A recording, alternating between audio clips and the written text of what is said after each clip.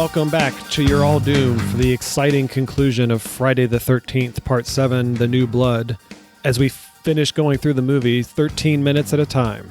I'm your host, Brian. I'm slightly muddy Greg. This chunk begins with Nick and Tina standing above the damaged staircase and ends with a very colorful Paramount logo. There's a fun little Indiana Jones kind of moment where Nick and Tina have to traverse this hole in the staircase. It's shot from below, and Nick makes his way across first and then gallantly helps Tina across too. They just make it to the front door to escape when Jason explodes out of Harry Potter's bedroom. Yeah, it turns out that he didn't actually fall all the way through the basement. He's just kind of like in that area that's underneath the stairs, but it's a really cool effect because there's no door there, so you're not expecting someone to burst through it, right. And it just kind of like, there's Jason. He grabs Nick and chucks his ass to the floor and then steps on his back to crush his lumbar vertebrae. Yeah, that's just brutal. Yeah, ouchie. Tina responds immediately with a psychic attack, squeezing Jason's head with the straps of his own hockey mask. There's some super gross, like blood and pus oozing out. He whips around in anger, and his mask splits in half and falls away, revealing his big, scary face leering at the camera. I think this was supposed to be a very scary moment, but it ends up being really kind of comical because the way the mask splits, I ended up watching it frame by frame, and you can see that the mask is already pre-split in half, and then there's just someone that you can't see off camera with some like strings or straps that are just pulling it until it just peels apart. But, that in itself is fine, but the face that he's making after it's revealed, it's just kind of silly. He's kind of like, ah! Yeah. And he's like gnashing his teeth, and it's just kind of goofy. Yeah, I'm not a big fan of this version of Jason Unmasked. He's got some cool decay going on, but he looks a lot like Rotten Applehead from Evil Dead 2, the big monster face that's peering through the door to scare Ash. It made me laugh, and not in a good way. His battle damage is pretty consistent, though. We do see the bullet hole above his forehead from Sheriff Garris in Jason Lives. His eye is missing from when Tommy stabbed him with the machete in Final Chapter. And then there's also the gash in the side of his head where the machete kind of slid through at the end of the Final Chapter. So at least from that standpoint, they're kind of paying attention to the wounds that he's had. Nice. Unfazed by Jason's comical appearance, Tina unleashes her Tina powers yet again and explodes another light fixture, then snakes the cable down to wrap around Jason's head and lift him into the air like a noose.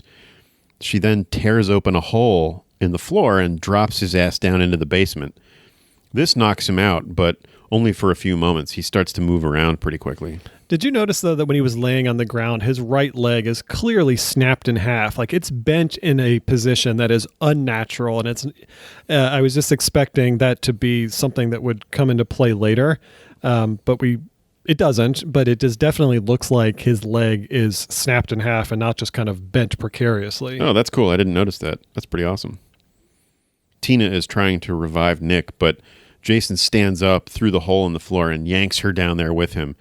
He tears the cord from around his neck, and it's clear that he's getting seriously pissed off.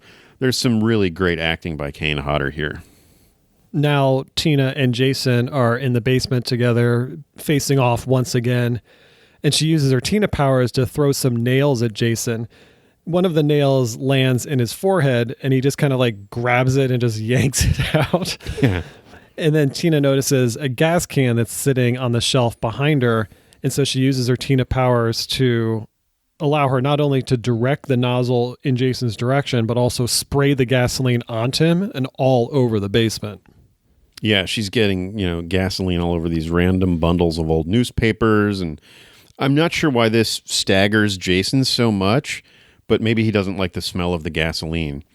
There is kind of a funny, oh, I'm gonna get you look from Jason when Tina uses her Tina powers to fling open the doors of the furnace and lights his ass up. With Jason stumbling around the basement engulfed in flames, the rest of the basement is now starting to catch fire, and this wakes Nick up, who's just directly upstairs. And as Jason falls to the ground, Nick and Tina run out of the house.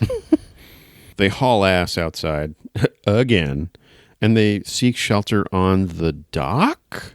Yeah, it is an odd place to hide out because there's not a lot of protection, but it's good that they're down there because the house blows up and it's just massive explosion. Yeah. This like 2-story house is just destroyed and turned into splinters instantly. I knew it was coming, and I still was like, whoa! It was a fantastically huge explosion. The two are basking in their victory for a moment on the dock when Jason suddenly grabs Tina and tosses her aside. And before we go any further, we need to figure out how this happened because they're sitting at the very end of this dock. The dock is maybe, let's say 5 feet wide. There's absolutely no way that Jason could have made his way to where they were without them seeing him. Yeah. They're looking at the house, which is where Jason was, and he's standing directly behind Tina when he grabs her, yet somehow Nick doesn't see Jason standing there. Yeah. It's not like he jumped out of the lake. He would have had to walk up the dock that they were staring down to get to them, and somehow they were still surprised. Yeah, this is, it's another example of kind of the directorial weakness of blocking these scenes in any meaningful way. They're kind of dodging any logical geographic positioning of characters. And, again, that's kind of the shortcoming of John Carl Buechler's work on this movie. He excelled in other areas, but that's just, it's happened too many times in this movie, and it's made it, frankly, kind of a mess to sift through characters' movements and who shows up where. Nick does manage to get 3 shots off with the pistol before Jason smacks it out of his hand and shoves Nick backward off the dock into a boat, which would really fucking hurt because it looks like he hits the bench seat of this little rowboat. Yeah, and he's already had his back stood on by Jason, so he's not in good shape. Good point. Jason turns his attention back to Tina, who closes her eyes to concentrate. The water beneath the dock begins to bubble and froth again. Just as Jason is about to grab her, Tina's dad Hulk smashes through the dock. Hold on a second. What? Tina's dad, the dead dad. Tina's dad, the dead drunken dad. Yeah. From 7 years ago. I'm following. Yep. Hulk smashes through the dock. From the lake. Okay. Yeah, sure. Okay. He looks remarkably preserved. Makes sense. It's been, it's only been 7 years that he's been under the lake. He's been under the water, supposedly dead. He's got some goop on his face, but that's about it. Oh, well, no, then that explains everything. Okay. But yes, Tina's dad, fully conscious. Mr. Shepherd. Okay. Wearing his sweater. The same sweater that he was wearing when he died. Looks no different than he did 7 years ago, except for some goop. I know, I'm following. He is now Hulk smashed through the wood of the dock and grabbed Jason. Oh, cool. Okay. Yeah. Wait, hold on. What? It's utterly ridiculous. He throws a big chain around Jason's neck and drags Jason back with him into the water below. Tina has enough wherewithal to whisper, "Daddy?" and then blacks out. So, yet again, just to make this very clear, Tina's dad, with a little bit of goop on his face, after being in the water for 7 years or more. I mean, the goop makes sense. Stop focusing on the goop. Well, I just thought he would look a lot worse. No, he's fine. It's only been 7 years under the bottom of the lake. It's fine. So he's back, and the drunken wife beater saves the day. Okay, and he was holding a chain in his hand. And he had a chain in his hand. And he probably just had that in his pocket from before, right? Yes, that makes sense. And that's what kept him down under the water for so long. Oh, and then he finally was able to get it out of his pocket, and then he jumped up. Right. And then maybe that's what caused the goop on his face. Okay. It's starting to make sense. Yes, I get it. But the bottom line is, Tina's dad, no, the drunken wife beater has now saved the day. And that's how Jason is disposed of in this movie. So the hero of this movie is a drunken wife beater that died 7 years earlier. Yes. And looks fine. So Jason is dead. He was played in this movie by Kane Hodder. Hold on a second. Let's go back to the dad for a second. Why did they never remove his body from the lake? They knew exactly where he was. Tina knocked him off the dock and he went underwater. As soon as the police came to investigate. All they had to do is go to that exact spot and take him out of the water and bury him. I'm speechless because clearly, like the filmmakers, that thought has never occurred to me. It makes absolutely no sense that his body would have been left there amidst the wreckage of I the get the dock. goop. Like, I'm sold on the goop on his face. Like, it makes sense. It belongs there. The body does not belong there. You're right. There would have been an investigation, or at least, like some sort of accident recovery process. Or some sort of confirmation that he was actually dead. Because otherwise, Tina would have said something like, well, they never recovered the body, so maybe he didn't die. Maybe he's out there somewhere beating some other woman. I don't know. But they're certain that he is dead. So why did they never recover the body and have a burial and a funeral and all that? I honestly cannot. These think of are the a single reason. questions that we need to know the answers to.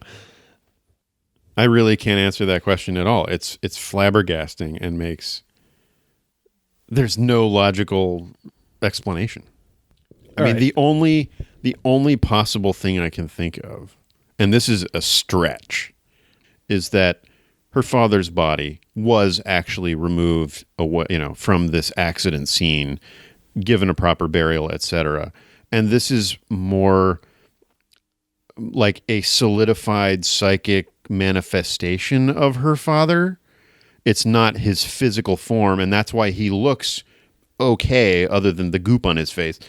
It's almost like a solidified hallucination of her father, and is really just her psychic powers disposing of Jason, but she's seeing it as though it's her father. Like Luke's Force Ghost being able to battle with Kylo Ren. Yeah, kinda. That's the only thing that I can think of. I'm not going to buy it. Doesn't make any sense. Yeah, like I said, he should have been removed from the lake and buried, and this should have never happened. Yeah. But unfortunately, it did happen, and that's what we are left to deal with. So yes, Mr. Shepard takes down Jason Voorhees. So fuck you, Tommy Jarvis, and your theory about how to actually kill Jason. The only way to really kill Jason is with an alcoholic wife beater. Right. We've been joking about the goop on Mr. Shepard's face. They actually at one point had a very different makeup approach, that he looked a lot more skeletal and decayed. But it became a victim of creative conflict between John Carl Buechler and the associate producer. Apparently, she did not want Jason's true face revealed at all, or if at all, very late in the movie, and for only a moment. Buechler took advantage of one day where she was not on set to shoot what we wound up seeing and have Jason's face exposed for much of this, this final sequence. So in retribution, she forced him to cut the original version of the scene where Tina's father is resurrected and looks much more horrific. Ultimately, it just garbles the shit out of this ending. For all of our joking and rationalizing, this ending is terrible. I would have at least accepted a decomposed version of Mr. Shepard coming out of the lake if you had just thrown in one simple line earlier in the movie that said they were never able to recover his body. Like, that's all you had to say. And then we can at least establish that, okay, this guy's been rotting at the bottom of the lake for, 7-8 years or whatever it's been, so that when he does jump up, it's still going to be preposterous, but at least it's been set up to some degree. But now we just left with more questions than anything. It's like, not only is he still down there and we don't know why, but he's completely unscathed. So yeah, it's just, I don't know if it's quite as bad as the Roy botched ending, but it's pretty piss poor. We've somewhat come to grips with this conclusion, but it does seem that Jason has been dealt with once and for all. Returned once again to his original death place, which is what Tommy said was the only way to kill him. Right. So Jason is now right back where he started at the beginning of this movie, again with a chain around his neck. Jason was, as we noted, played by Kane Hodder. I love that he played the alligator in Alligator. He was also in Alligator 2, but that time he got to be a human. He also played a gorilla in House 2, The Second Story, which also featured Lar Park Lincoln. He appeared in Best of the Best, in which Melanie Kinnaman from Part 5 played, quote, woman. And he was a commando in Under Siege. No way. Which, I mean, I knew who Kane Hodder was when I saw Under Siege. I would have known that too. And I would have recognized him, but now I got to watch that again. He also appeared in the Ben Affleck Daredevil movie. And, of course, he played Victor Crowley in Hatchet, which we mentioned earlier. He has played serial killers Ed Gein and BTK in a couple of direct-to-video tellings of those true crime tales. And he was in Frozen. Not the Disney cartoon, but the one about the guys trapped on the ski lift. The ski lift? Really? And Was he one of the wolves? Or maybe. But again, like, when I saw Frozen, I knew fully who Kane Hodder was, and I didn't notice him. Mm-hmm. In real life, Kane Hodder is a ghost hunter and has a group that tours haunted sites around Hollywood and other areas. And a little bit of trivia, he can vomit on command, just like me. It's also not the last time we're going to hear from Mr. Hodder. Yeah, he'll get some further mentions down the line. The next morning, the wreckage of the house is being extinguished, and a firefighter who is played by the director in a small cameo role finds the shattered remnants of Jason's hockey mask. So the true totem of Jason's power has been destroyed. There's a quick shot of a guy that I presume is the fire chief, and he's pointing at the rubble of the house, and there's literally only one small flame that's barely like the size of like a cigarette lighter flame, and it's the only flame that's still burning in the wreckage, and the fire chief is pointing at it to a guy that has the fire hose like, hey, see that fire? Put it out. That one right over there. It's like he's still directing this extinguishing of the fire, even though there's only one tiny flame left. It's the Stockton Fire Department, which is an unincorporated community in Baldwin County, Alabama, where this film was shot. Tina is carried to an ambulance, and much like Ginny at the end of Part 2, she's calling Nick's name, but in this case, the EMTs helpfully confirm that Nick is okay. In fact, he's snuggled up on the stretcher next to her in the back of the ambulance, so we would have learned that in moments anyway. And he's still got all of his denim intact. It's also three of the most mismatched paramedics I've ever seen. Like, one of them is at least 70 years old. The other one looks like a typical, like, friendly sitcom neighbor. And the other one has a bitchin' mullet. Nick asks Tina where Jason is, and she says, "We took care of him." The ambulance drives away, and we get credits. I was expecting a shot of the lake with maybe a bubble or a ripple, or another shot of Jason floating in the muck, but no, that's it. I don't remember how this movie ended, but it certainly didn't end the way that I thought it did. It's very kind of definitive and conclusive, almost like, this is it. We're not going to do anything else. Like, there's absolutely no teaser anymore. And I know we kind of roll our eyes at these little teasers of, like, you know, Jason moving or opening his eyes or jumping out of the lake at the last scene. But when you don't have it at the end of this movie, it just seems very unsatisfying. And you're just like, oh, that's the end? Oh, all right, we're done. Yeah, it was a very unceremonious conclusion. And you're right. It feels almost like they intended this to be the last one, but with such little fanfare. It was very underwhelming. This is our chance to talk about the survivors. Young Tina was played by Jennifer Banco. She was also in the movie Barbed Wire and appeared in Leatherface, The Texas Chainsaw Massacre 3 with the actor who played Michael earlier, and Viggo Mortensen. She bounced around TV in the mid to late 90s and will appear in 13 Fanboy. Mr. Shepard, who, again, saved the day at the end of this movie. I got it. Was played by John Autran. His first credit was a role on Welcome Back, Kotter, much like Ron Palillo from Part 6. He did a lot of 80s TV, like Falcon Crest, Knots Landing, and some daytime soaps, and appeared uncredited in both Maverick and Waterworld. He's apparently quite good at chess in his private life. Heroic Nick was played by Kevin Spirtus. He had some recurring soap roles on both Days of Our Lives and One Life to Live, was Hugh Jackman's understudy for Boy from Oz, and also appeared in Ben Affleck's Daredevil.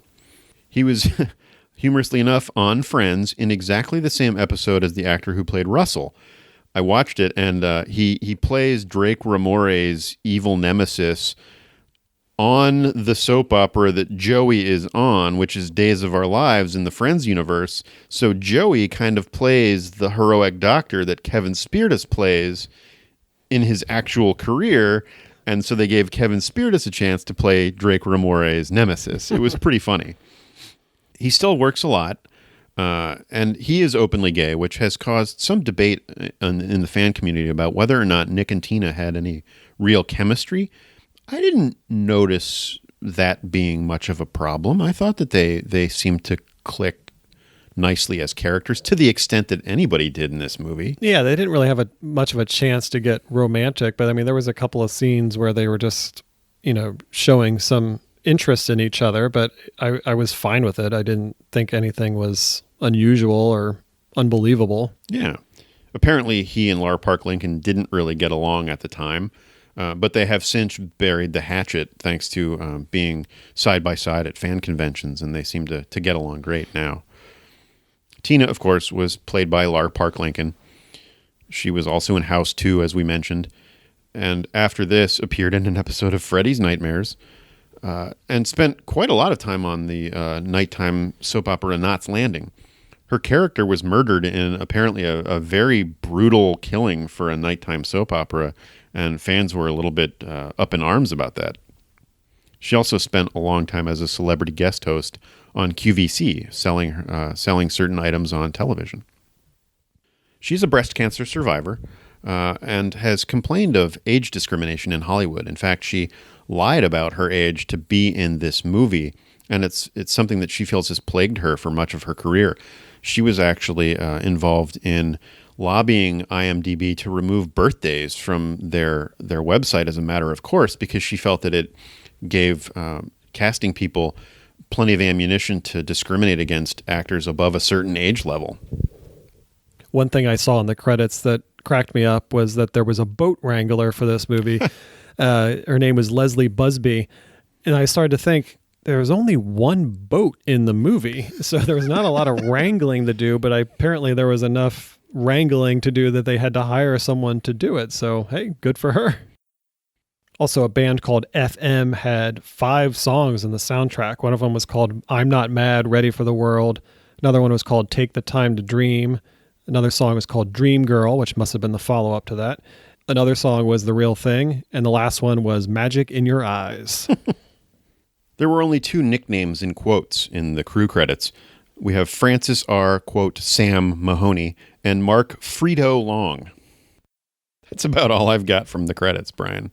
Yeah, I'm still kind of coming to grips with Mr. Shepard coming out of the lake, so I'm going to need a little bit more time to digest. But yeah, that is actually how we're going to wrap up Season 7 of the podcast.